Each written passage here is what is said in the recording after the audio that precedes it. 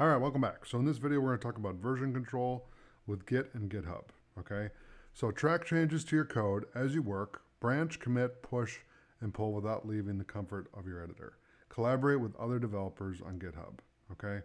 So next time you can toggle the Git tab by clicking the plus button in your status bar, okay? And that's going to be right over here, which I have a timer blocking it, but you can go right here and click on GitHub or Git, and then you'll see it there as well, okay?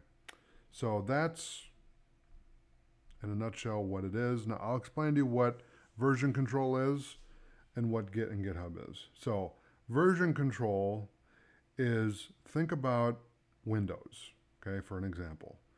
You have Windows 7 and then Windows 10, okay? So that would be an example of version control. Windows 7 was built a while ago, probably 10 years ago, and Windows 10 was just built recently, a couple years ago, okay? Now, what they did is they took the existing version of Windows and built on top of it and added features. So they had a framework that we were working with, and it was Windows 7. And then Windows 10 came later, okay? So version control in a software environment or a developer environment, web development environment, would be you would build your website 1.0, and then you would come back a couple weeks later and add to that, so it would be a 2.0, or it could be 1.1. If you're fixing what you already built, let's say that you're patching something, then it would be a 1.1, and then a 1.2, a 1.3.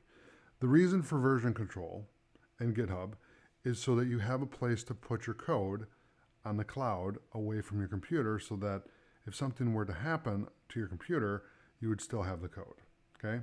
That's the idea behind Git and GitHub. Think of GitHub as a cloud-based storage for your code, and Git is a way to tell your computer to push it to the cloud and pull it from the cloud, okay? And so again, it's a way to track what you've been doing step by step. So when you make a change, you have step 1, and then you make another change, it's step 2, step 3, etc., etc. Okay? So you're able to track your code, and you can go back and make changes and that kind of thing. So it's a way to organize your code and really be organized. Okay? So that's version control with Git and GitHub. So thanks for watching. I'll see you in the next video.